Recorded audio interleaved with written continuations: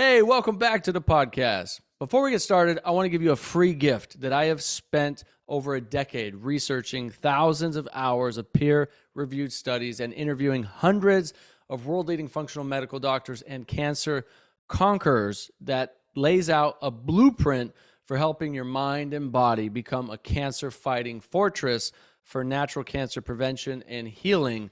And that's my Amazon #1 best-selling book, Becoming Cancer-Free. The physical copy sells for like $10 on Amazon, which, you can go get that if you want, but I'm happy to give you the ebook absolutely free. Just head over to becomingcancerfree.com and you can download that ebook instantly. Again, that's becomingcancerfree.com, and it's yours as a gift from me to you for tuning into this podcast. All right, let's get to the show. Welcome back to the podcast. Today, I've got two special guests with us here today. We've got Jim Ladwig, who is the VP of Healing 951, and we've got Dr. Devin Stone, who's a naturopathic doctor out of California, who's also a medical advisor for Healing 951. And I'm excited to have both of you guys join me on the podcast here. So, thanks for coming, Jim and Dr. Stone. Thanks for having us. Yeah, thank you. Excited for today. So Jim, it's been probably a couple years, I think, since I last did an interview with you. And I don't think my audience necessarily knows about your story with cancer. Why don't you start there? Yeah. So I get the, how sometimes your phone is like on this day, so many years ago. I actually got a reminder on my phone yesterday that it's 7 years ago. I was laying in a hospital bed. So I was like, oh man, it just feels like a lifetime ago, but it also feels like yesterday. But you're like, great reminder, phone. Thanks. Thanks for reminding me of the trauma.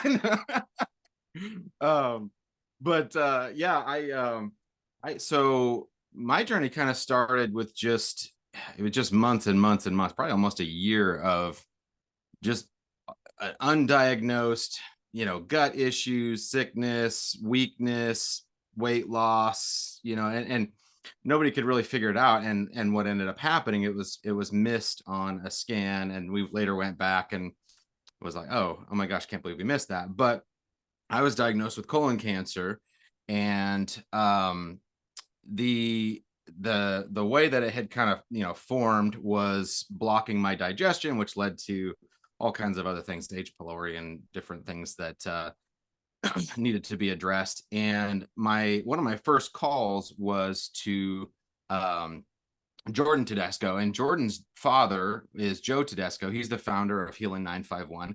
I had no idea what they did, what it was about. And so I called Jordan and said, hey, did you say your dad does something with like cancer and helping that? And he goes, oh yeah, let's chat. So he introduced me to Joe, and Jordan, commenced in a couple of conversations about the product and my situation and how it could help. And so I ended up going in, and they had to remove the mass so it wasn't blocking the digestion. But when it came time to have the conversation about, follow up with chemotherapy, radiation, and other traditional treatments, I just felt that I was young and that I was, otherwise fairly strong, and, decided that I wanted to try a more natural approach to recovering after that, and kind of cleaning up the gut health and things like that. So it spoke really loudly to me what Joe Tedesco had developed with Healing 951. And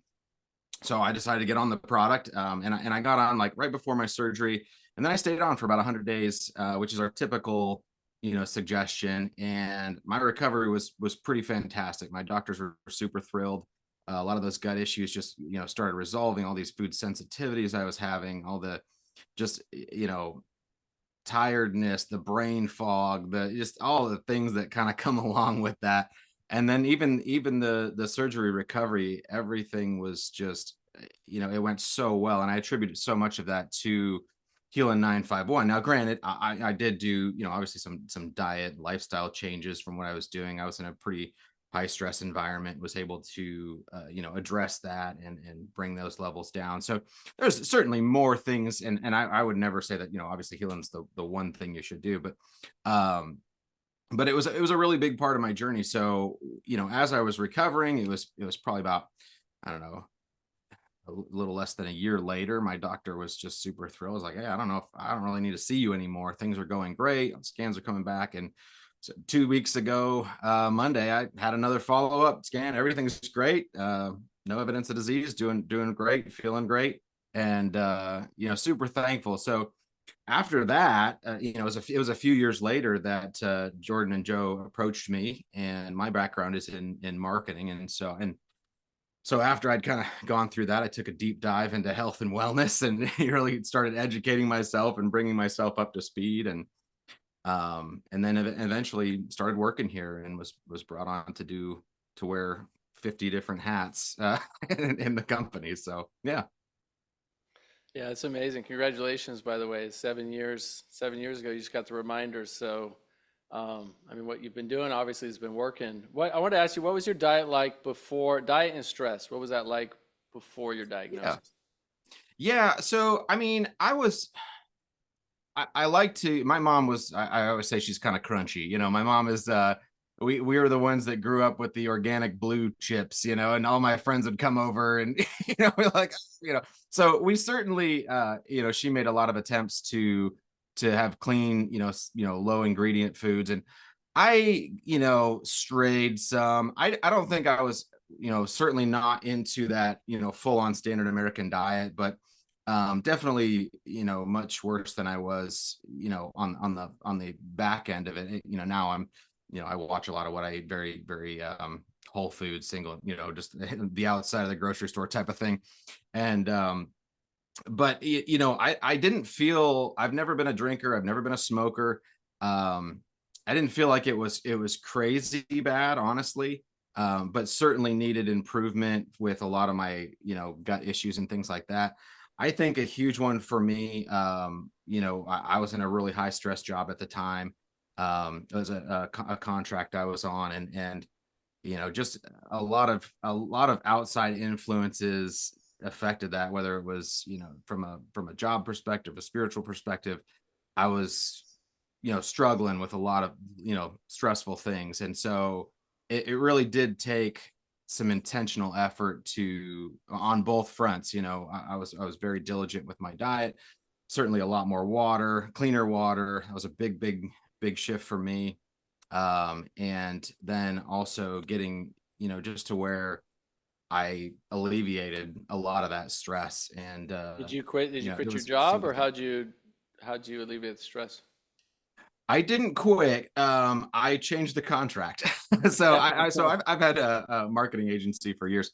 And so I changed the contract. I started traveling less. I was like, hey, this is my wake up call. I need to figure out a different way of doing things. Smart. And so, smart that you recognize that and that you listened. Yeah. People who don't change their stressful environment, things just get worse. Yeah. Go ahead. I would say for me, it's like you get that kind of wake up call, and the money's not worth it. It wasn't. It was less money. Yeah, I get it. Like, and I had to make that cut, but spending time with my kids and family, and just having a life that's worth living, it made way more sense to me after that kind of a wake up call. You really begin to value good health when you've been sick. Yeah. And I've gone through that in my own life, where I've been very, very sickly, especially as a teenager growing up, and almost dead at 17, 18 years old. So I know what it's like to be really sick, to be desolate, to be lost and isolated and angry, and really poor health, gut issues, fatigue, tremendous stress. Have you heard of PEMF therapy for cancer? Well, this podcast is brought to you by Dr. Pollock, and he wants to share with you the groundbreaking research of pulsed electromagnetic field therapy in the treatment of cancer. Studies show PEMF therapy can help control the cancer process and give safe, non-toxic, and non-invasive symptom management. PEMF therapy may enhance other cancer support and treatments, lower inflammation, and promote tissue healing. Studies show it's possible to improve your general well-being and recuperate from surgery, radiation, and chemo better and more quickly. Embrace a comprehensive approach to cancer treatment with PEMF therapy, a vital tool on your path to prevention, treatment, and recovery. For caring and professional guidance and recommendations from Dr. Pollock, go to drpollock.com/intro to cancer. That's drpawluk.com/intro to cancer. You know, with the cold and flu season here, it's critically important that we enhance and strengthen our immune systems. Yes? Would you agree?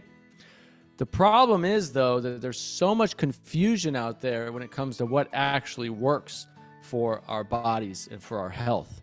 Well, I'll tell you what I used. I used Maison Beljanski's wellness products. Maison Beljanski's products are backed by science to not only help empower the immune system, but can support detoxification and contribute to our overall health. Coming from Europe, the all-natural Beljanski formulas are now available in the United States and are recommended by top doctors everywhere. A lot of the colleagues I work with, functional medicine practitioners that work with patients with all kinds of diseases, are recommending Maison Beljanski's products to their very own patients. As a special sponsor of this podcast, Maison Beljanski has included a very special discount offer for all of my listeners. You can get 15% off your first order using the promo code Nathan, and you'll always enjoy free shipping when you order 4 products or more.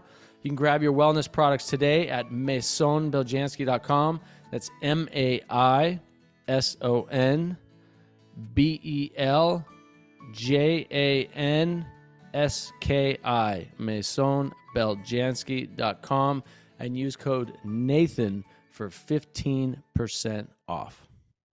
I know what that's like. It's so anyone who's been sick understands, the value of good health. When you feel good, you have energy, you're clear-minded, your body feels good. And generally, people don't think too much about it until they get sick, which is an unfortunate reality of our brains today. And I think more than anything, it's more of our culture.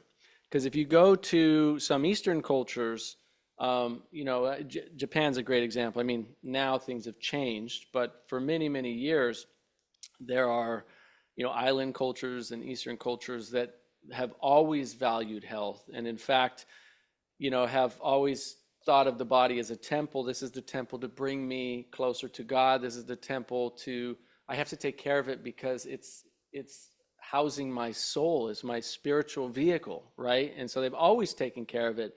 And, sickness wasn't even really concerned about because most people were healthy, eating real food, fresh food, lots of fruits and vegetables, lots of, exercising, meditation, spiritual practices, you name it. It's not until the last couple hundred years that we've seen all this explosion of cancer rates and chronic disease epidemic. I mean, I don't have to tell you, Dr. Stone, you see patients every day, right? And so, valuing our health is so important. And I think that's something that our current culture, we really need to instill in our children and in schools and show the value of health and help explain, look, we don't have to wait till we get cancer to actually try and prevent cancer. Let's, by that point, it's too late to prevent it. Now you're diagnosed. Now you got to do something about it. Let's live healthy and eat healthy now so that we can prevent cancer. But I wanted to ask you, Dr. Stone, what are your thoughts on, patients who are being diagnosed with diseases like cancer and as it directly relates to stress, the chronic stress that people are experiencing today in our crazy fast-paced world? Of course, I mean, just anything emotional related in that aspect, stress or even traumas from the past, whatever that may be, which can elicit as stress in the body, definitely takes a huge toll on a patient. I think that's something that oftentimes in a Western diagnosis is missed quite a bit as well. You see the tumor, you try to eradicate the tumor, go after that, but forget some of these fundamental factors as well, like what is actually happening in the environment, everything from the food to the stress levels in your body as well. I think that's something I definitely see with patients all the time from, any disease, cancer, if it's heart disease, if it's diabetes, when you kind of really take that into play, what's going on around them in terms of their relationships or their job atmosphere, or even within their own selves, their own conversations they're internally having with themselves that causes stress or negative factors in the body. plays a huge role in that. I mean, and sometimes one of the hardest conversations actually as a doctor to have with the patient at that time, when you see that there is something really big and foundational in that area that you need to address with them, because it's easier to tell someone, hey, clean up your diet, drink more water. They understand that really quickly. But when the conversation starts to come up, hey, maybe this is actually because of your job, or maybe this is because of your partner that's in your life today. But it's, from my end, it's something that has to be addressed if you do see it as part of the overall picture of what's contributing to disease, and allowing the patient obviously to take the most appropriate steps. But sometimes, like I said, that is a hard part to address for the doctor, but especially the patient, because they're the ones that need to make obviously a huge shift, and it's an emotional shift, which can just be a lot more difficult for someone to do. You know, one of the most important things I've learned over the years in helping many people get and stay healthy is to help them shift their mindset into thinking of themselves as an athlete, no matter their age, whether they just walk 30 minutes a day in the mornings, for example, or they play sports for fun on the weekends, or they go to the gym a couple days a week. No matter what your activity level, if you think of yourself as an athlete, then you start to naturally take better care of your body, focus more on your nutrition, recovery, sleep, other health protocols that optimize your performance as an athlete, and in turn may help you prevent and heal against chronic diseases and help your body be the healthiest that it can possibly be. So if you want to live a long, healthy, vital life and start thinking of yourself as an athlete, head over to plantpoweredathlete.com and get the latest organic plant-powered protein, super clean, nutrient-dense, high-quality plant-powered protein to help you live your healthiest, most vital life. And you can use our discount code Panacea15 for 15% discount off your first order. Again, that's plantpoweredathlete.com. Get some of the plant-powered protein for yourself and start thinking of yourself as an athlete every day and see how it impacts your health for the long term. All right, let's get to the show. So let's say Jim came to you 7 years ago and you did, full workup on him, and you had an intake form, and you realized, oh my gosh, this job's killing him, right? This job is contributing to his cancer. What would you tell him? What would you tell a patient who is going through something like Jim was, like millions of people are today, in very stressful jobs that they hate, that they don't enjoy, or a very stressful relationship that they hate or they don't enjoy, or whatever it is, right? Like, what would you actually have said to Jim, or what would you say to your patients? Totally. Sometimes I like to take the approach to allow the patient to actually figure that out on their own, in a little bit more of their own manner. So sometimes even like journaling, if I kind of see that and don't want to right away say, hey, this is your partner doing this, or hey, this is your job, because like I said, that could hit hard at times. And I don't want a patient to leave that meeting like, oh, this doctor wants me to quit my job, that's my finances. Like, that could also detour from the whole treatment plan going forward. So journaling is something I found very productive, where I tell someone every day, just as you feel these emotions coming up, where you're feeling maybe a good day, bad day, write that down, write what was happening during that day. And then when you come back in maybe a month, 2 weeks later, whatever that is, let's review it together. And sometimes that's just a really good tool for people to see, oh, wow, I keep seeing X happen when Y happens, and that correlation just keeps happening over and over again. And then they come to the conclusion like, hey, I'm really seeing this is maybe a big part of this is my job as well, if they didn't see that before. So kind of putting the ball in their court on that side, I think works at least the best for me to get a patient to that end kind of goal of seeing that side of the emotional piece of what could happen with disease. Yeah, that's super smart. Very, very I beneficial. do have to say, I wish I had found Dr. Stone back early on my journey. I went through 7 doctors to find someone who would actually listen to me, and it took a lot of self-education to get to what he just said. So it would have been nice. It might have fast-tracked me a little bit. Right? Hindsight's always 2020, So, Jim, what would you have done differently early on that you learned later on in your journey? Yeah, I mean, I think, I look back and I think I made some good decisions. I mean, the one thing that I felt like I did well was be my own advocate. And so I think if anything, it's just really improving, knowing what I know now, improving upon how I would advocate for myself, because I went through 7 doctors, and I just plowed through them. And I would get anything from, oh, it's just IBS, or I mean, some of them are as bold to say, oh, it's in your head. We're not finding anything wrong, blah, blah, blah, blah, blah. And having that, it was in your head, right? It was all the sure, stress. it was, But it yeah, wasn't just yeah, your head, it was in your whole body. That's what it stress was, does. It downregulates your nervous system. It yeah, turns off your immune system. It yeah, dysregulates your lymphatic system. It dysregulates your hormone system, your endocrine system, right? That's what people don't yeah, realize. Stress, even a doctor says all in your head, and you're like, the hell's this guy? No, he doesn't know what he's talking about. I feel something, right? They don't even know what they're talking about either, but they are on the right track, like sure. kind of in a roundabout way, because literally But our thoughts can create disease in the body, right? yeah, Our beliefs can create disease in the body. Our emotions create disease in the body, just like our thoughts, emotions, and beliefs can create healing in the body. But you as a patient, knowing that you're feeling these things, knowing that you feel terrible, knowing that you have these physical issues, and then a doctor saying, yeah, there's nothing wrong with you, it's all in your head, like that obviously is not the right thing for a doctor to say to you at that time, because yeah.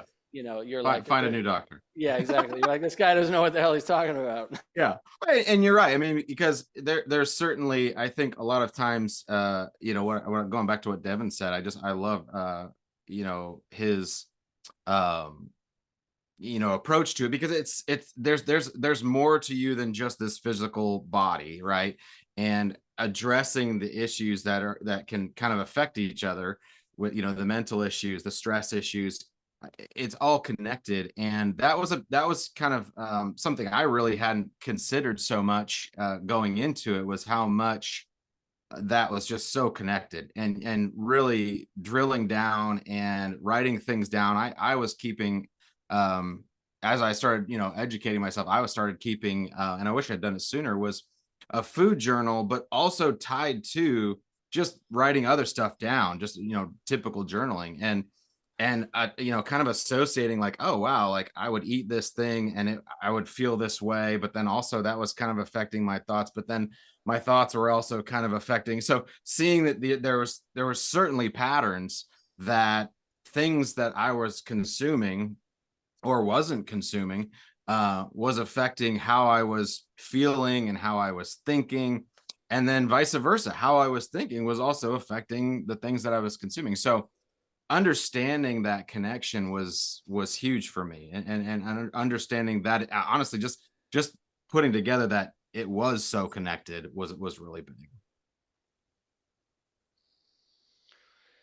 What were the biggest changes that you made in your diet once you found out you had cancer and you went down this kind of rabbit hole of diet and nutrition, and like what were the big changes that you made Yeah, as you were, recovering?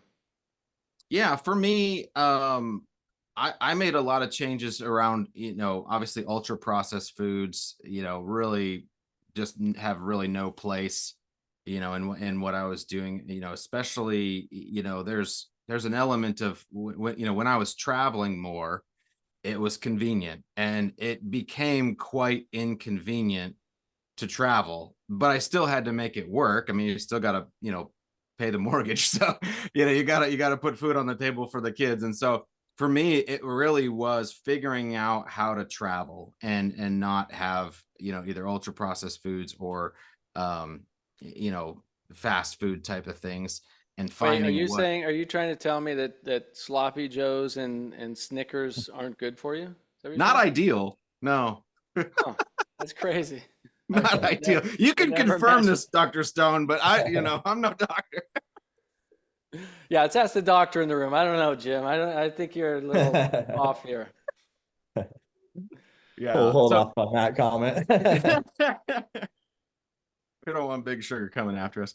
Um, yeah, I mean, honestly, so those were some of the biggest changes, were, how do I get more whole foods? How do I get more vegetables? And what I found, honestly, was my best friend was these, grocery delivery services. I'd get to my hotel room, and I would just have, bags of groceries coming in with, like apples, and just, things that you're not gonna find at a hotel, that's for sure. and it was just super inconvenient to get. So I would often just prepare my own food, and that was such a huge transition for me, was to figure out, and really it was very inconvenient. It was, and that's just part of the give and take, that, you know, living, you know, putting your health first, and focusing on health. It's not going to be convenient. I mean, and it's also, you know, from a taste perspective, you know, it's not always going to be the most delicious thing, but it's so worth it in the end to go that extra little effort, and start, you know, even if it's just layering things in. And then another big one for me was hydration. I think that that was a real significant improvement, was getting good water, clean water, focusing on the types of, you know, water that I'm intaking. So yeah, I mean, those are really big things for me. The first stop that we make when we travel, my wife and I and our kids, when I travel, very often we travel together, but whether it's myself or us as a family, the first stop we make as soon as we land is a grocery store every time. I mean, it's just become, you know, for years, because it's like, you know, I got focused on eating healthy 15 plus years ago. And so it was like, well, look, there's very few healthy restaurants. There's very few, you know, plant-based. I've been plant-based since, you know, that just about that long as well. And so even back then there was very few options. And even when we started, we were 100% raw. So it was even more way more difficult. If you're totally raw vegan, for example, there were like no restaurants, and, you know, it was very, you go to a restaurant, they're like, what is this? We have lettuce. Is that good? We're like, a tomato, a pickle. We got lettuce and tomato. Does that work for you? Yeah, no. And half the time they're like, get out of here, you know, you crazy person. Imagine unlocking the power of your immune system with the turn of a key. That's exactly what Better Way Health's beta-glucan offers, a clinically proven cheat code for immune support, now available at a special discount. This unique formula combines the synergistic effects of beta-glucan with vitamin C, resveratrol, and selenium, boosting immune function, energy, mood, and overall performance. It's 8 times more potent than its top competitors. It's vegan, non-GMO, and gluten-free. And our friends at Better Way Health are saying, don't miss this opportunity to shield your health with a product backed by rigorous research and literally thousands of studies.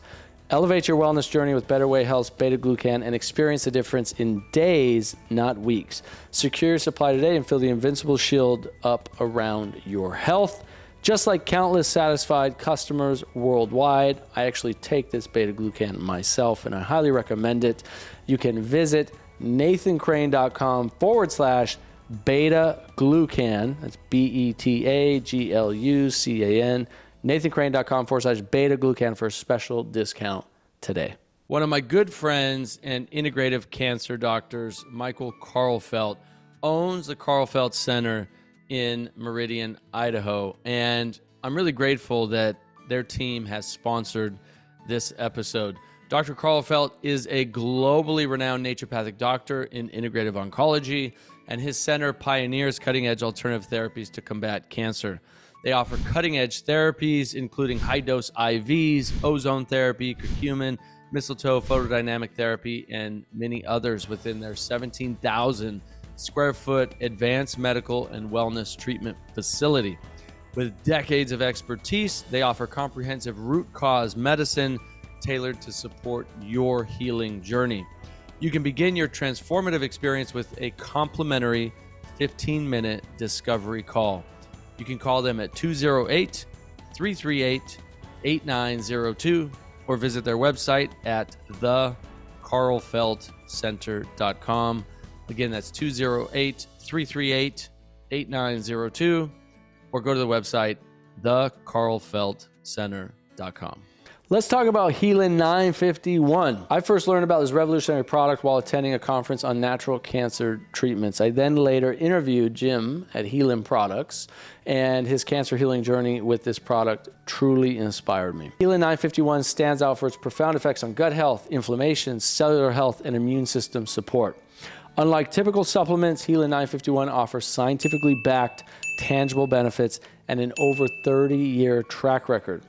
Many of my listeners worldwide use Helin 951 not only as part of their cancer recovery, but also for general health and athletic performance. I use it myself as well. I really encourage you to head over to Helin951.com/crane for exclusive deals and free shipping when you use code CRANE. If you're facing serious health challenges, call Healing Products and mention my name. Their team, with over 3 decades of expertise, is incredibly supportive. Don't wait. Experience the healing difference today. That's healing951.com/crane.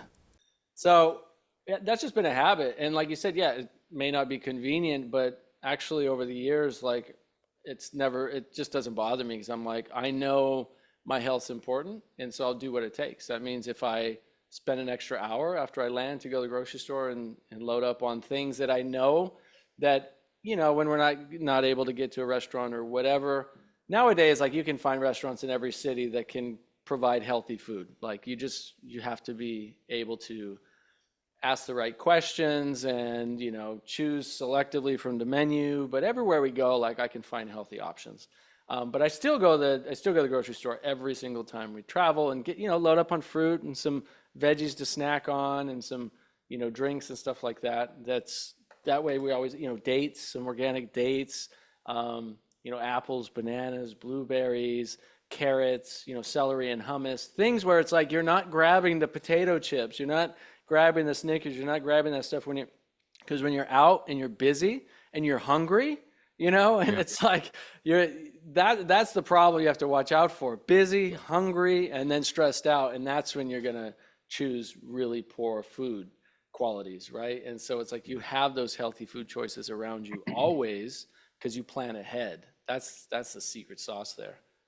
It's just developing a new habit. I mean, Exactly. it really is. And once, like you said, you've been doing it long enough. I've been doing it long enough that I'm used to it. I plan for it. It's not at first it seemed very inconvenient, but now Right. it's just how Yeah, you live. it becomes part of And your life. It becomes yeah, lifestyle, right? It's like at first you're like, this is terrible, and then after a while you're like, oh, this is normal. It's part of my life. What do you think about diet when it comes to cancer, Dr. Stone? What do you advise your patients on? What are you usually looking for and helping them to change in their diets?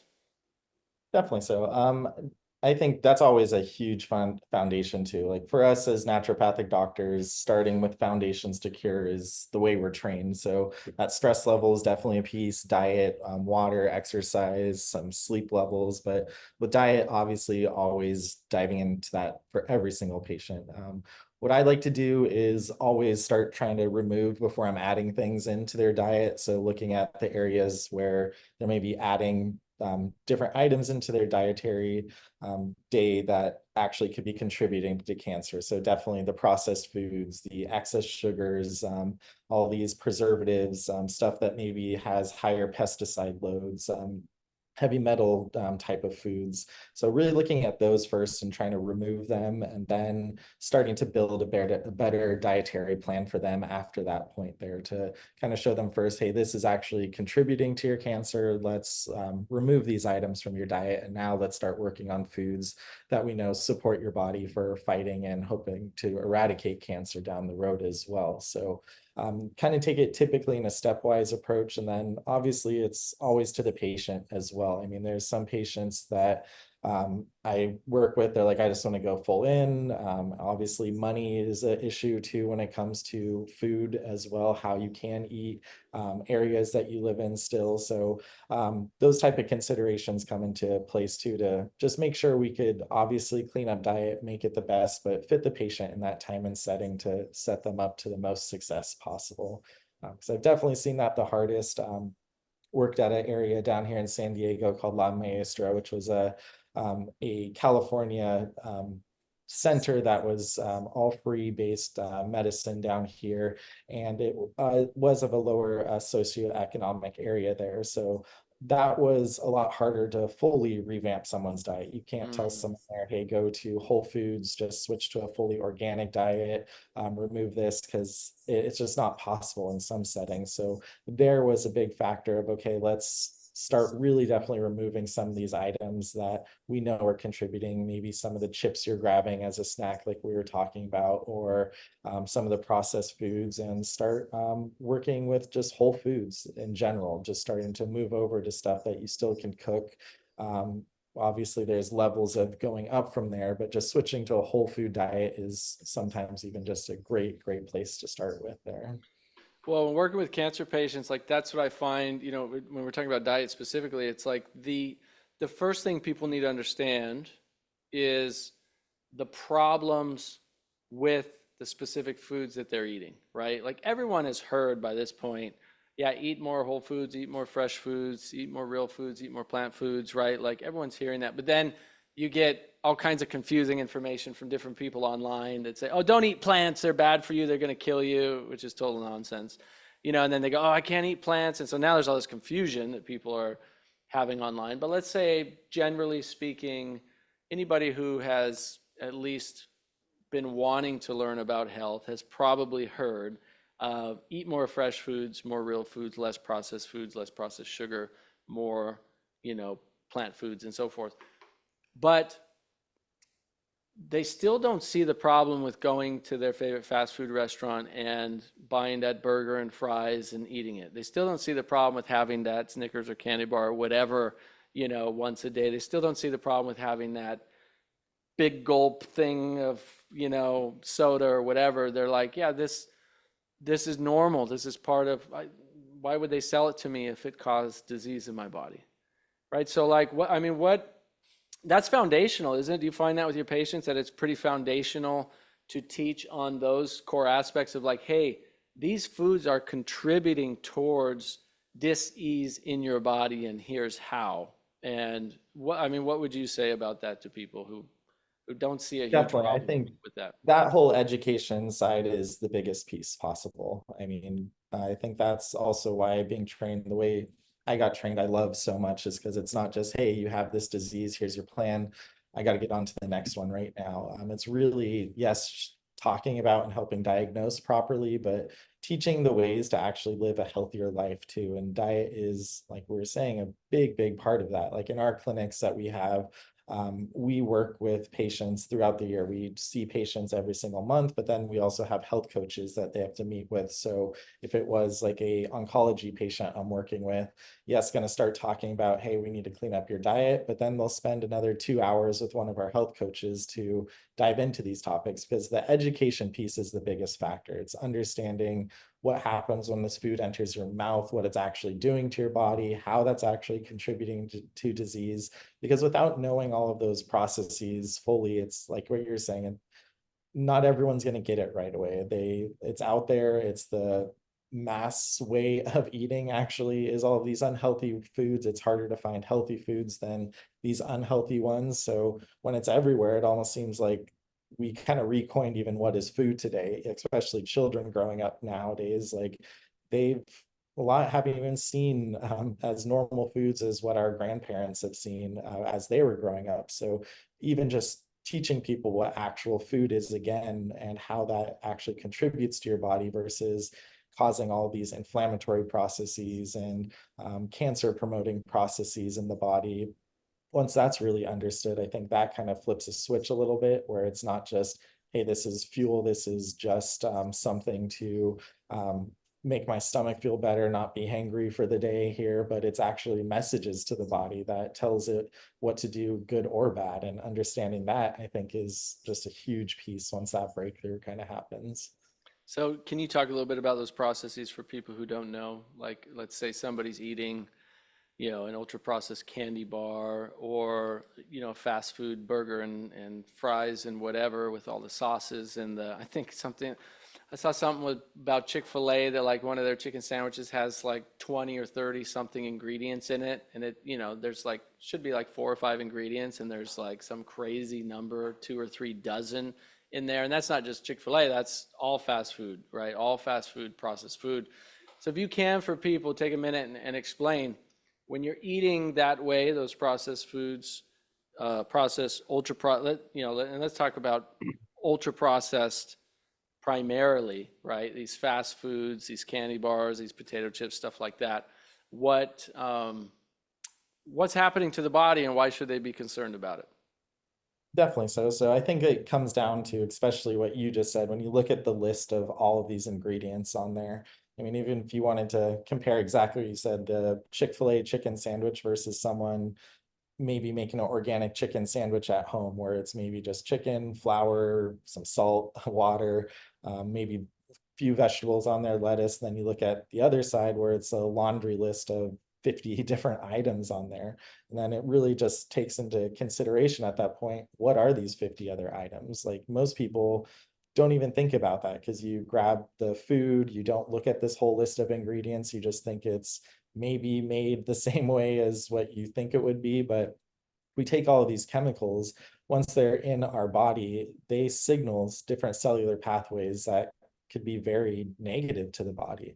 I kind of like to tell patients, it's like you think about even maybe a medication that you're taking. It's a small drug, small delivery system.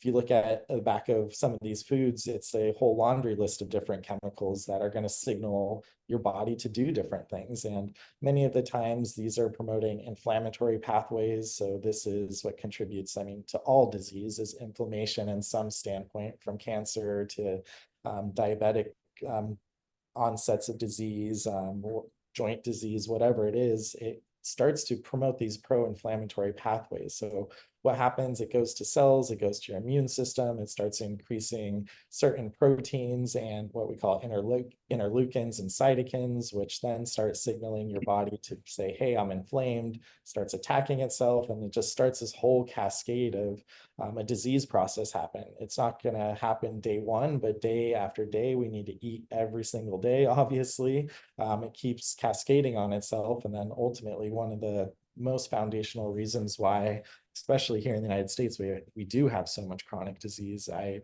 thoroughly contribute to our dietary ways here. Exactly. I mean, we know that chronic inflammation is one of the underlying core causes of cancer, right? So when we're looking at diet and lifestyle, it's like, what are the things that are going to support the body in reducing the inflammatory processes? And if we do that, then we're going to be starting to address the cause, right? We're going to be getting at the root versus just managing symptoms, which is what most conventional care does, is just look at the symptom and let's see how we can, address that and fight it. Cancer is a symptom. Cancer is not a cause of anything, right? Cancer is a symptom. And the problem that I think that we have with our conventional medical model is we look at cancer as the cause. Oh, this is the problem. We got to get this out of your body. And in some cases, like in your case, Jim, surgery can be very helpful, right? Because if it's blocking your ability to defecate, to release the toxins out through your feces, and it's very painful, like, yeah, surgery could save your life, right? Chemotherapy and radiation could save someone's life in the right circumstances.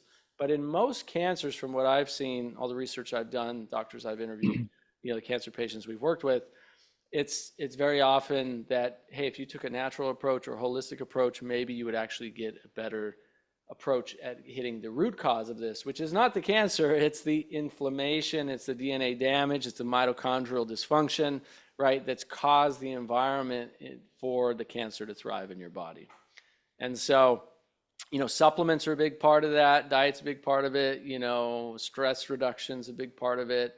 You talked a little bit about Healing 951, Jim. That's a product that you've used. I use it personally as just as a personal supplement, just for overall health and nutrition and prevention. I'll drink it in the mornings, and I use it because I've seen the studies on how beneficial it is in terms of supporting the body, fighting against cancer. And so I know, Dr. Stone, you use it with your patients, right? Jim, you used it in your protocol. You guys want to talk a little bit about Healing 951, what it is?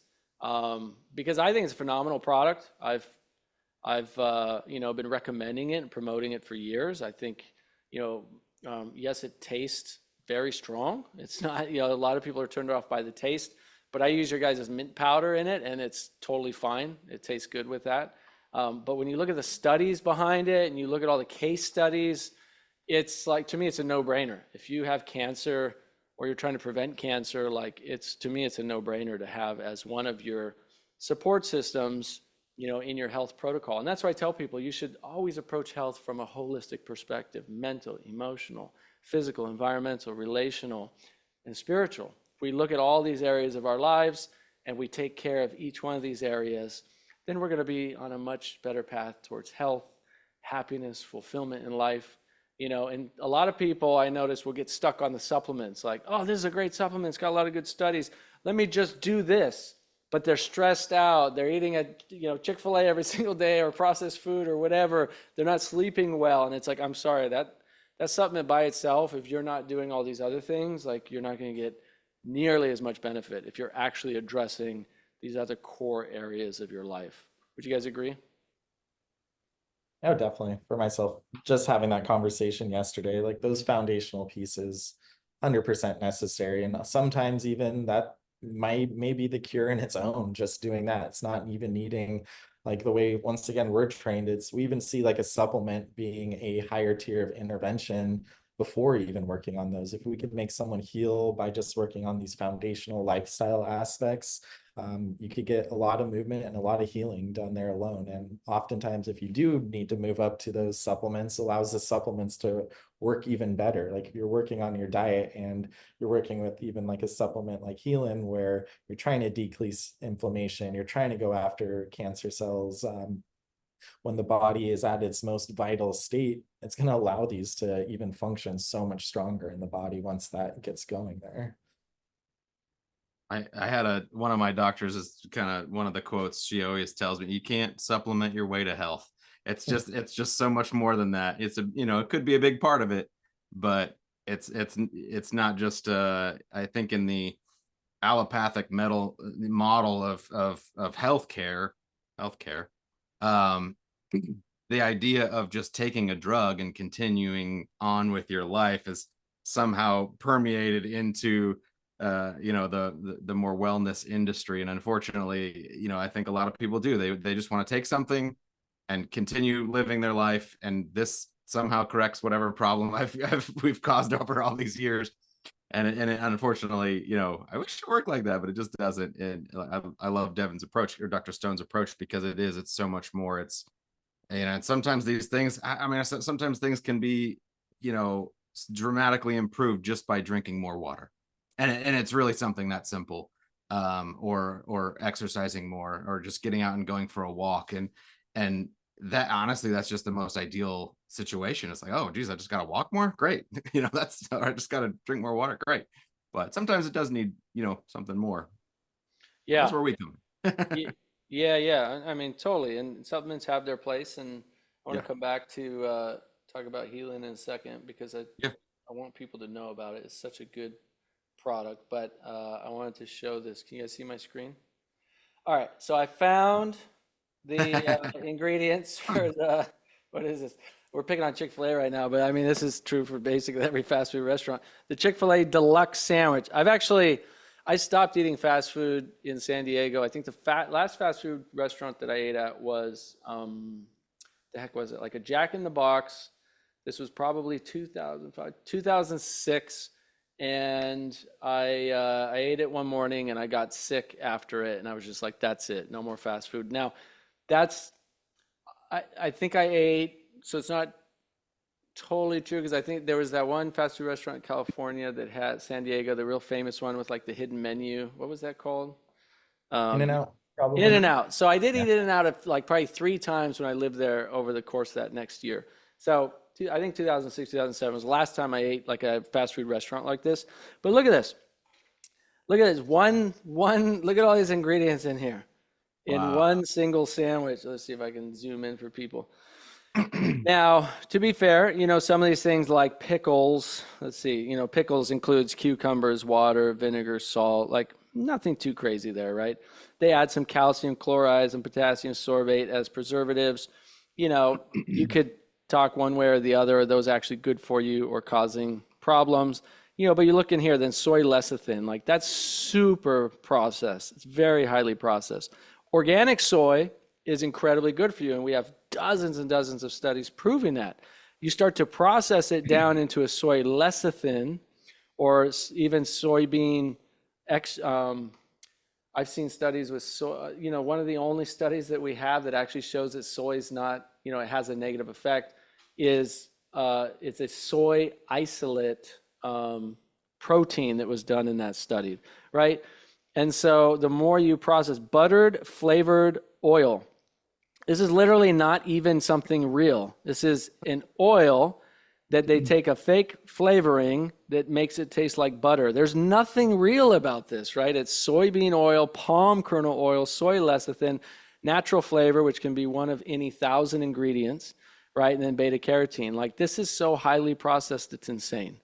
They add in some niacin and thiamine and some vitamins in here because otherwise you would be getting probably nothing healthy at all for you. So they have to add in some of those vitamins to their credit. But, you got a malted barley flour. They have an anti-foam agent with dimethyl polysiloxane. I bet you I could find studies on this that show either probable carcinogen or possible carcinogen or endocrine disrupting. I bet you, I could probably look it up right now and just see.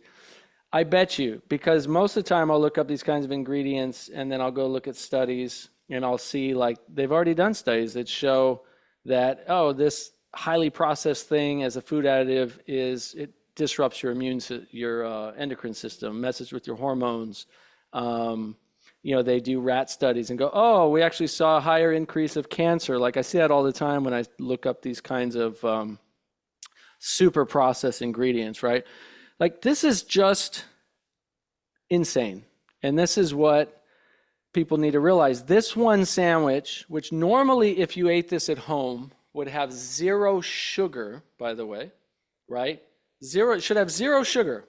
No processed sugar, no added sugar. Carbohydrates, converting through glucose, or fructose, whatever carbs you're having. That's a healthy sugar in its full form. But look at this. They add sugar to this to make you addicted to it. They add processed ingredients to make you addicted to it. They add processed oils and all kinds of, they call natural flavors. These are not very natural. I promise you, they're not supernatural, especially if they're not organic, right?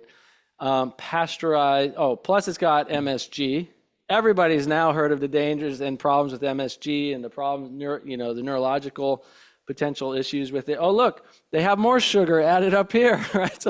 It's just nonstop. You'll find sugar, yeast. I bet you we can find sugar like 4 or 5 times in here.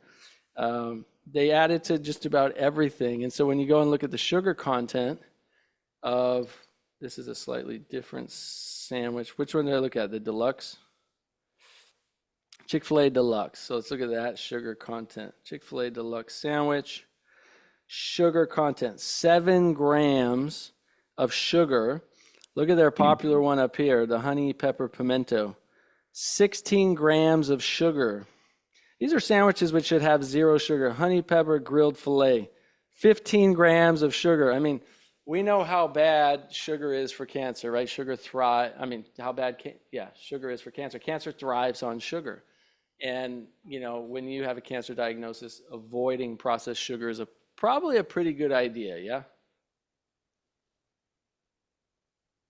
Oh, yeah. Yeah, that's nuts. Those ingredients lists, they get a little overwhelming. It's just best to avoid. If you can't make it in your own kitchen, you might want to rethink it. Exactly. That's where it comes down to eating, just eat real food, guys. Just eat real food that comes from the earth. Eat more fruits and vegetables. Eat more legumes and nuts and seeds and berries. Like, if God made it, if it's growing on the planet, if it's something you can grow in your backyard, that's what you should be eating.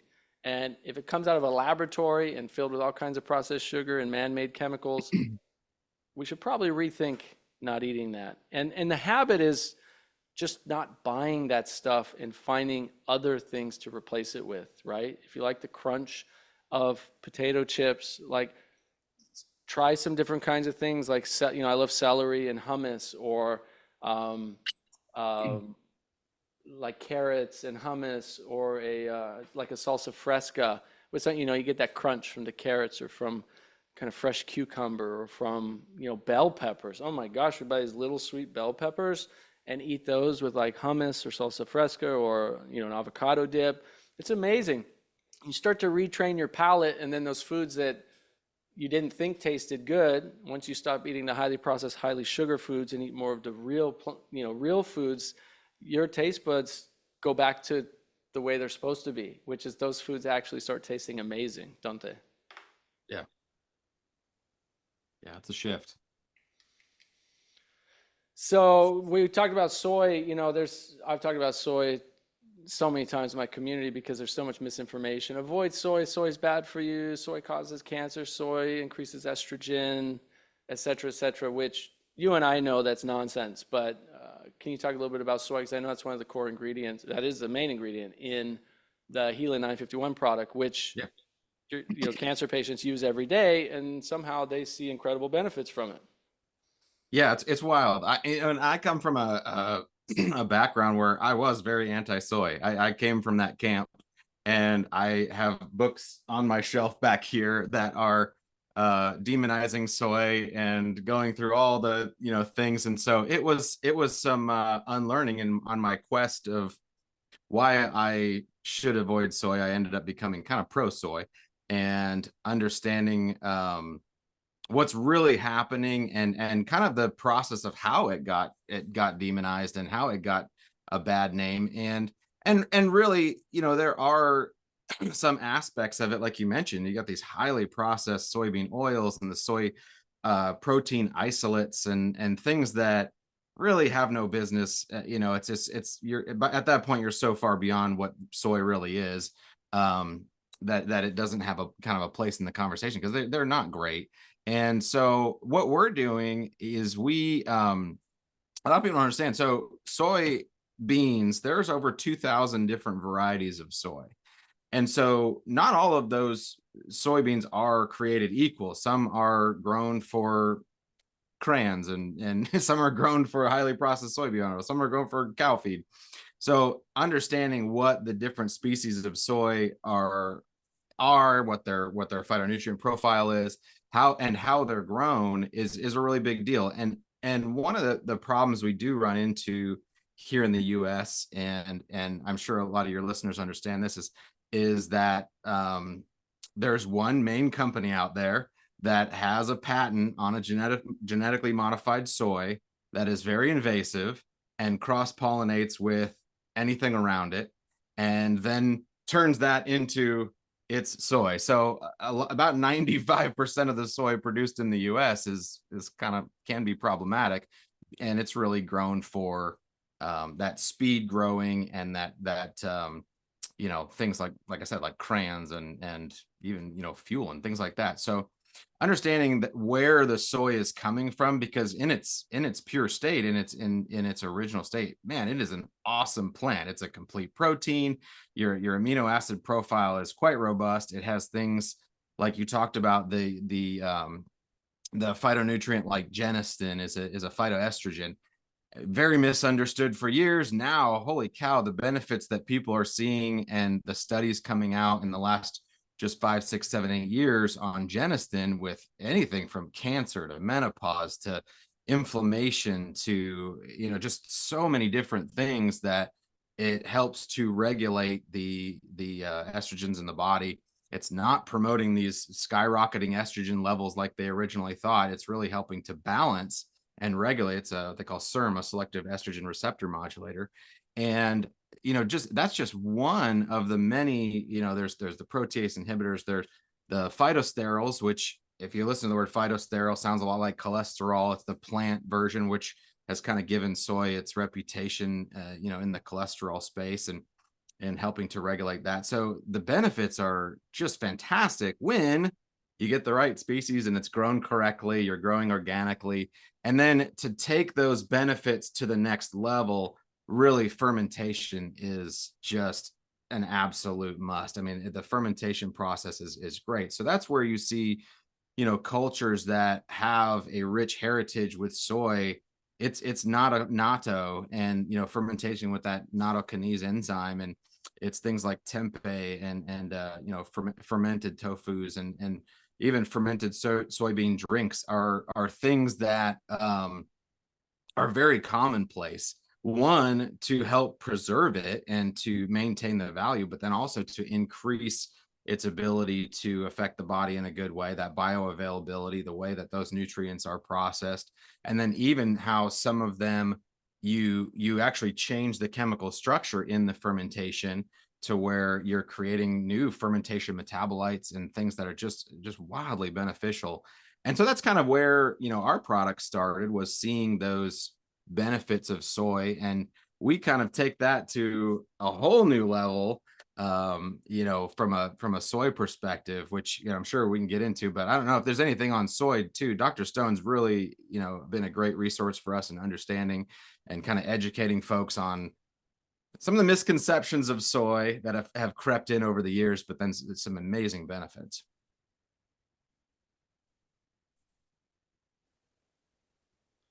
And I'll just piggyback off that real quick, just like both of you. I was also in the camp of soy is bad for quite some time. Like even through medical school, I had professors, you'd hear on both sides. Some would absolutely love it, some would not. And I think it just also comes down just to that education piece, because when Healan reached out to me the first time to talk about what we're doing today and me helping their company, it was just a company that I really fell in love with quickly. I do a lot on social media, so you're always getting these brands asking you to do things and not really something I'm usually very interested in doing. But once I pulled up their products, saw the studies that they did, saw what they were doing in the oncology space, which is something kind of dear to my heart there, it really just gravitated towards me. And then once that kind of started, I was like, okay, if they're getting all of these amazing results and publications, like I want to find out everything about soy to make sure I could speak on this the proper way going forward,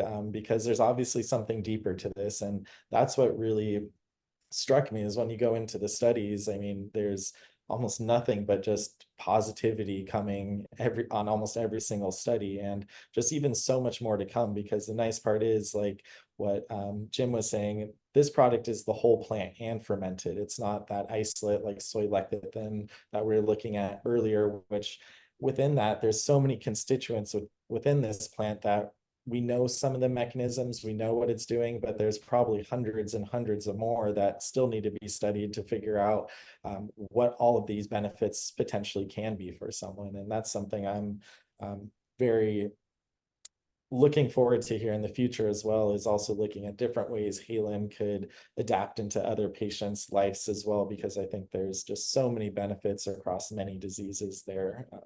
But I think it really comes down to first understanding really what soy is, good soy versus bad soy, and then what it's really doing in your body there to see how this could be truly a food as medicine source. Yeah, when we recommend um, soy to anyone, it's always number one, USDA certified organic. I always, if you're going to do soy, because like you said, most of it's genetically modified, most of it's heavily sprayed with, toxic herbicides. And so you want to make sure it's USDA certified organic, number one. And then number two, as close to whole source as possible, right? And then fermented is like an additional benefit, because you just get those, extra benefits as you talked about from fermentation. I mean, look at the healthiest people on the planet. I mean, look at, people from China and Japan that go back thousands of years who've eaten soy, right? Soy's been a major staple crop, protein source, amino acid source, vitamin and nutrient, fiber source, especially in its fermented form, but not to mention in tofu, and tempeh is another good fermented form. Tofu is generally just soybean, some kind of calcium binder usually, and water.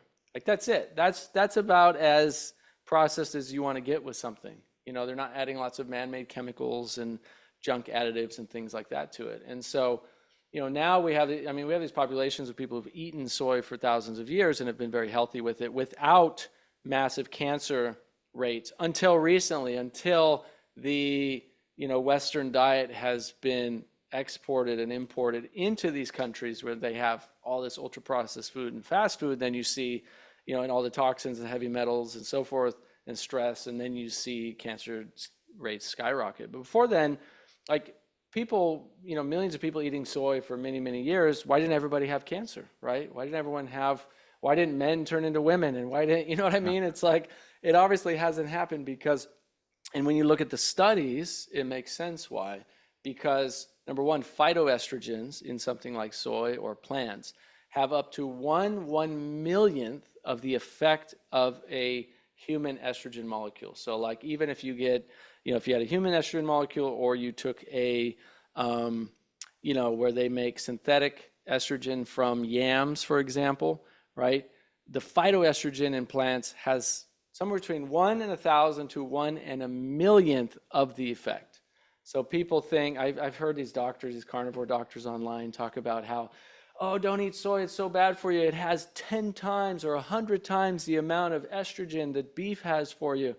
And it's like if you compare the effect on the estrogen, it actually has 100 times less of the effect the soy does than the amount of estrogen that you would get from beef, for example, because of its impact in the estrogen receptors in the body. It also attaches to the beta receptor, right, Jim and Dr. Stone, you guys know this, so that it helps prevent it can help prevent excess estrogen, especially from xenoestrogens, right, plastics and things like that, from entering into our endocrine system, entering into our estrogen receptors, which is what you want. You want less xenoestrogens and processed estrogens and estrogenic mimicking like molecules from the environment entering into your system, because those will throw your endocrine system out of whack.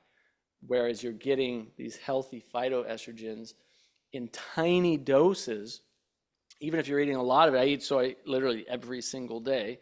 I haven't grown breasts yet. It's been like, So you look pretty manly.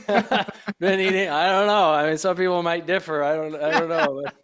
But, it's been like 15 years. I think I've been eating soy and nothing's happened yet. I'll tell you what. And my wife's been happy for the most part. So, but even then it's not like, a single case study doesn't really matter that much. And yes, I test my testosterone and all of that, and that's all great and normal. So the reality is, though, there are a lot of studies that show that increase of these, especially fermented soy. I've seen some of these studies. Even on HeLa 951 has studies, right, where we see a positive benefit with estrogen-related cancers, breast cancer, prostate cancer, for example. And then you add in, this kind of product and you actually see benefit from it. So if it was causing the cancer, then why would that cancer, start to go away when you add in something like this? It's clear. The research is there. There's lots of it. It's just people just don't know it. So it's important that we have this conversation so people realize, right? Organic, USDA certified, fermented, it doesn't have to be fermented, but fermented does give you those extra benefits. And then, don't be afraid of it, right? It's like, realize that it is a nutritional powerhouse for your body. Yeah. Yeah, absolutely. That's a big understanding how, especially with like just something as simple as the phytoestrogens. And, there were originally back in the late 90s, some into the early 2000s, there were some studies that came out that had some poor parameters and really were super misleading. And a lot of those have been duplicated and kind of, debunked, if you will, and really shown the exact opposite effect of what they were thinking. And like you said, with that alpha versus the beta receptor is improving that ratio. Not only does it help, with just general overall estrogen levels and blocking the xenoestrogens, like you talked about with plastic, but it's such an important factor when considering estrogen-driven cancers, particularly, breast, ovarian, and for men, prostate, all just such an important thing. And we get, beyond the kind of cancer thing, we get a lot of women going through menopause, and that, to help with those symptoms of hot flashes, things like that, just a little bit every day. It's pretty significant, the results that they're seeing to improve sleep and just the things that kind of come along with that transition in life and help balancing it out. And what you see is like back in the 60s, 70s, even into the 80s, it was so commonplace that women would just turn to soy to help regulate that. And then in the late 90s, it just kind of got this really bad rap and people were not doing it. But now we're seeing, really in the last 6, 7, 8 years, this resurgence of, wait, maybe that wasn't so bad. Maybe we were onto something back there and we just kind of messed it up a little bit. And now we're coming back to it. And that's how it usually goes. That's how it usually goes, right? Yeah. We've been doing this for over 30 years. So our company's kind of seen all the ups and downs, and we've just like, hey, what we're doing is working. So That's awesome. Well, I wanted to show this, and then I know we've got to wrap up. We've got a few minutes left, but I pulled up a study on one of the food additive emulsifiers that's in that Chick-fil-A sandwich, by the way. So it's Yeah. called DATEM, DATEM, right? That sounds like it grows from some kind of tree, yeah? Or a plant from the ground. Doesn't that sound like a berry bush or something, or some kind of The all vegetable? capital letters is throwing me off, Nathan. I don't know where we're going with this. Are you sure? I don't know. It sounds like, maybe it's a date. Maybe it's a special kind of date Maybe. from California, right? And I mean, this is just one that I found so far. I could probably find more if I dug in the BMJ, and they found that increased, specifically this one, the DATM stands for like this really long name that I can't pronounce. But higher intakes of it were associated with higher risks of all outcomes for cardiovascular disease. So from cerebrovascular disease to higher risk of cardiovascular disease, it was all associated with higher risk of cardiovascular disease and coronary heart disease. And this was a pretty decent study. This was a prospective cohort study, recent in 2023, right? And so I'm not showing this study to claim that, oh, if you eat Chick-fil-A, you're going to have heart disease, right? I'm not making that claim. But just point being is that, number one, we don't know what we don't know about processed foods. And it takes years. It takes years, and people who are interested, and people with money and a good heart generally, to even think about doing these studies to figure out, are they truly safe? Because the problem in this country is you don't necessarily have to prove safety. Not with vaccines, not with food additives, not with chemicals that go inside your shampoos and soaps, not even with things, supplements are highly regulated, of course, unfortunately, but not even with pharmaceuticals. And here's the reason why. You don't have to prove true safety, which is why chemicals get passed all the time, and then we don't find out till years later, and thousands of people die. Vioxx is a great example, right? And a lot of these studies get lied upon too, and they lie about them, and then they also do short-term studies, 3 months, 4 months, 6 months. Oh yeah, we didn't see any major adverse effects. Yeah, what happens when you take that chemical, that additive, every single day or 4 or 5 days a week for 10 years, 20 years? Plus you have it mixed with this chemical and this additive, and then this chemical and this additive. Now you have a toxic soup of man-made chemicals and additives that are going on your skin and in your body every single day for years. What do you think is going to happen? Well, then we find out, oh, this one disrupts hormones, or this one is probable carcinogen.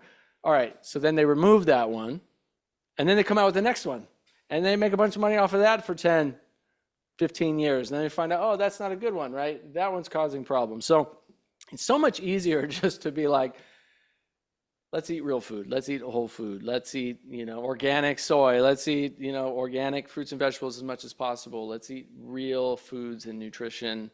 If it's going to be supplements, they are, whole food based supplements. Healing 951 is a good example. Where it's real foods without a bunch of, fake additives. And the odds are you're going to be much better off than otherwise. So I just wanted to share that, and any kind of closing thoughts you guys want to share, and then where can people get in touch with both of you, and yeah, go from there. Yeah. Just a couple real thoughts. I was just thinking about, we've talked a lot about soy and the benefits of soy, but I think, one thing is kind of to just draw light to what we're doing beyond just good soy.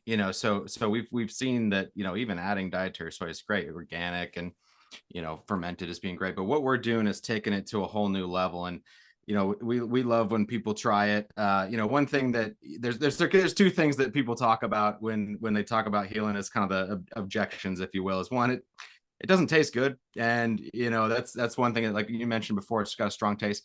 And when you look at the cost of it, you can think, oh wow, this is soy, why does it cost this price? And so differentiating kind of what we're doing. We're growing in Mongolia at elevation, and we're hand harvesting 50 pounds of soy to make one bottle. So it's quite a different process than just a machine harvest high production of soy that you would think is like, oh, You soy is said so cheap. 50 pounds of soy to make, well, I didn't even know that. 50 pounds of soy to Yeah. make one bottle.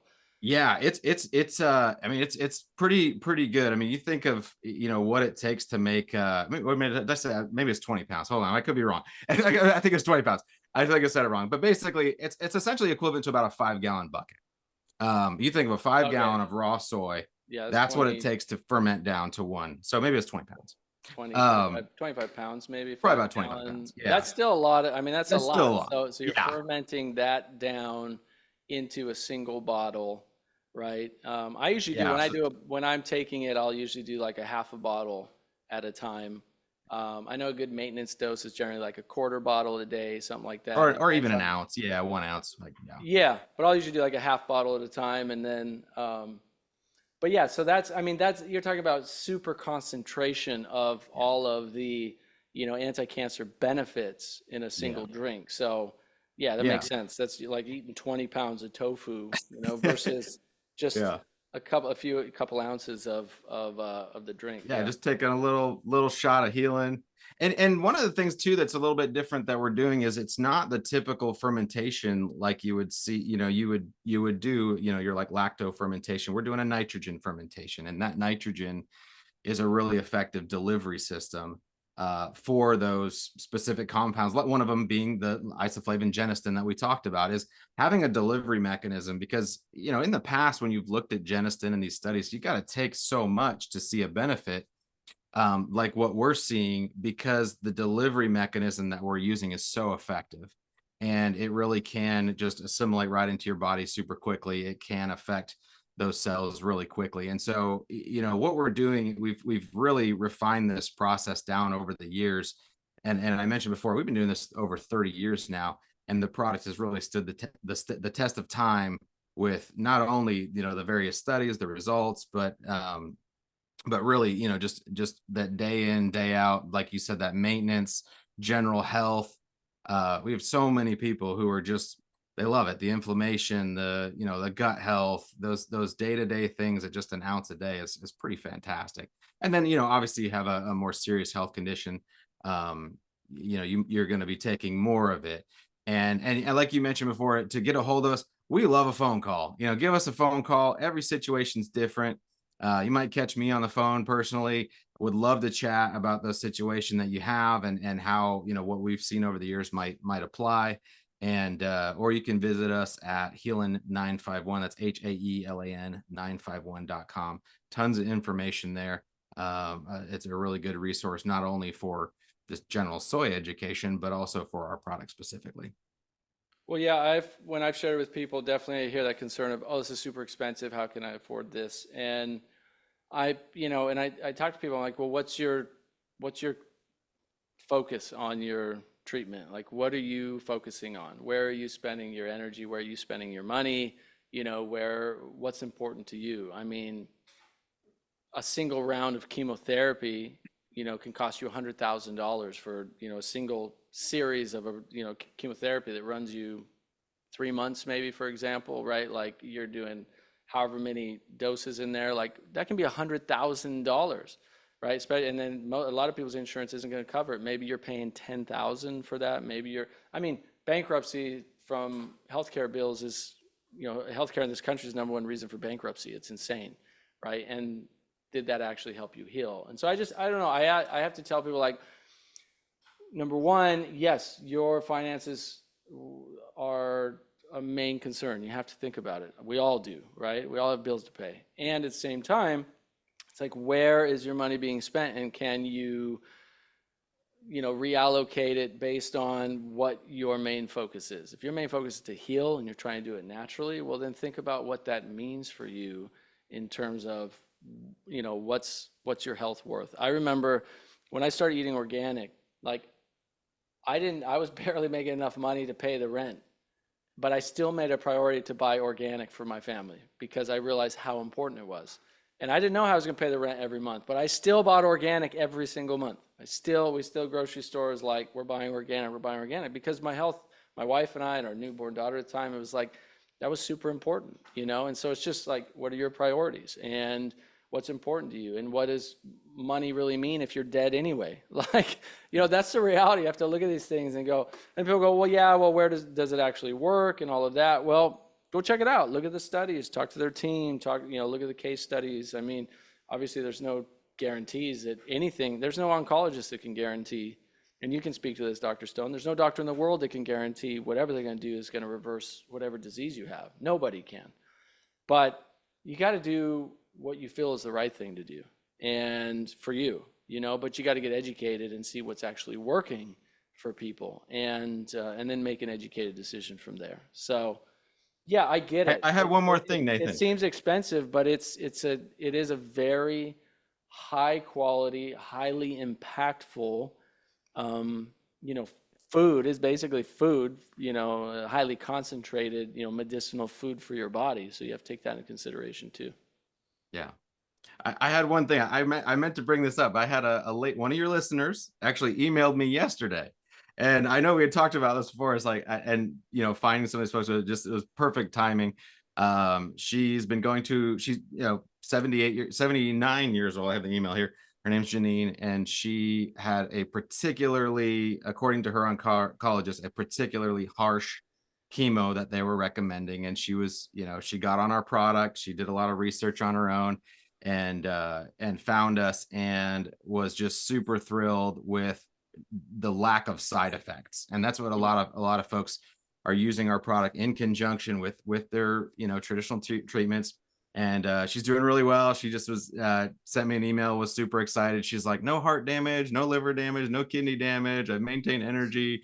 Wow. They're watching me super close, but I'm just so excited. I think this is making a huge difference. So anyways, I thought I'd share that with you. And it came from one of your listeners who heard our ad on there. That's good. I love to hear it. I mean, we're helping people, and that's what we do. And it's like, I only recommend things that I've, as you know, highly vetted, highly researched, and personally used myself, which is why it's like I will talk about this all day long and recommend it to people. I'm just looking at your website in terms of like recommendations, where like general health, 1/2 to 1 ounce daily, one bottle would give you 8 to 16 servings. Mm-hmm. Intermediate support, 2 to 4 ounces daily. So a bottle would give you 2 to 4 daily servings. So one bottle could last you, a couple of weeks. If you're looking for general health, if you're looking for intermediate support, bottle could last you a few days. And then advanced support, 4 ounces twice daily. That's going to give you 2 daily servings. So advanced support, you're looking at a bottle lasting you a couple of days, right? One day. Yeah. Oh, one day. Yeah. A bottle a day. Yeah, you're doing about a bottle a day for maybe 100 days or so. Yeah. For 100 days is what you kind of recommend people to start with to see how it works for them. Yeah, I mean, usually get to that 3-month mark, and a lot of times then it's, things are going well. You start tapering down. Maybe then the next month you do a 1/2 a bottle, like 2 ounces in the morning, 2 ounces at night, and then you just kind of taper down, like, then you're kind of back into that general health maintenance type of thing, 1 ounce a day. Dr. Stone, is there any reason you would recommend someone not to take Helin 951 or any fermented soy for that matter? Honestly, I have not come across that yet. There's definitely theories out there, definitely people with soy allergies. I would be a little cautious. I know the company's never heard of a true soy allergy directed towards their product. So that's a nice outcome. Still, just on the doctor side, whenever you hear allergy, raises a red flag. So you just want to be extra cautious in that direction there. There's the other side too of this being a potential goitrogen. Soy has also always been classified as that, meaning that it could affect the thyroid gland.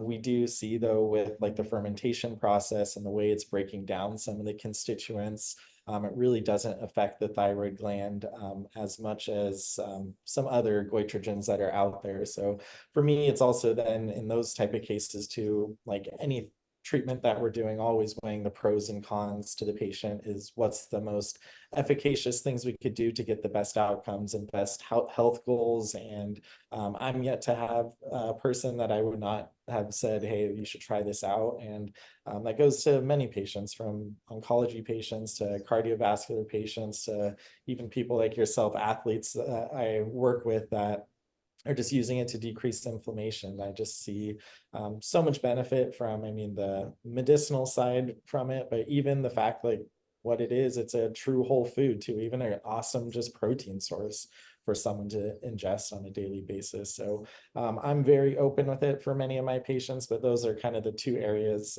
Definitely still take case by case and make sure I work them up to make sure it's the best treatment plan, but still have always kind of mentioned it in the long run once it's gotten through their whole case there.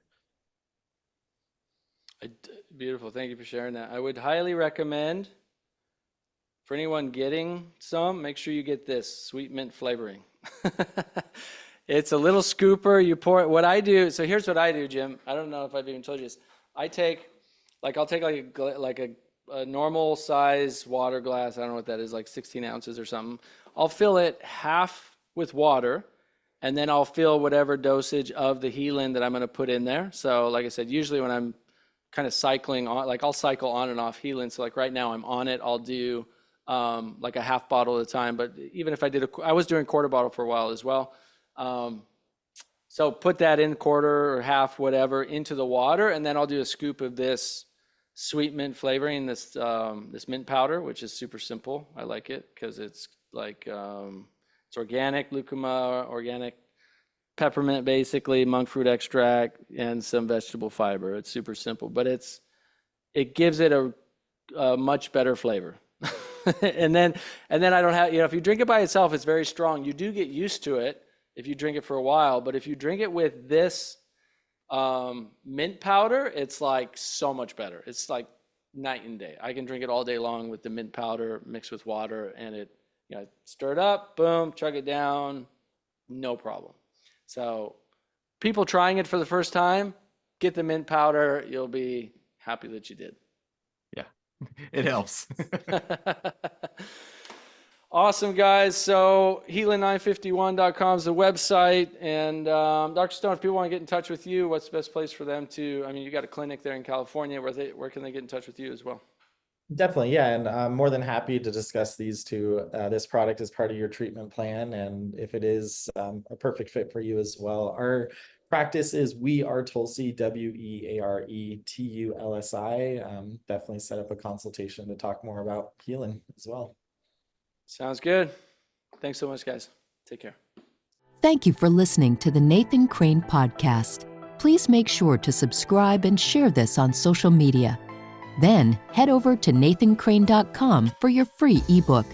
So when we're talking about, what are these underlying causes and conditions of these chronic diseases, cancer, diabetes, heart disease, they all have very similar, if not identical, causes. And that's the thing, is when we get to the root cause of these diseases, we can not only prevent these diseases from ever happening, but empower our bodies to heal from them. In every one of our cells, we have tens and hundreds of thousands of chemical reactions that are happening every second that are cycling back and forth. And it's like sort of a yin and yang.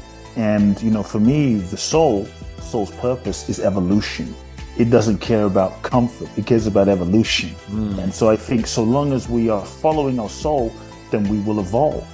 And I think what sometimes blocks us from living our purpose, from manifesting that next level of our expression, is we have not evolved. There is also a time for letting go all the expectations and relax and just breathe and be grateful for what you have achieved.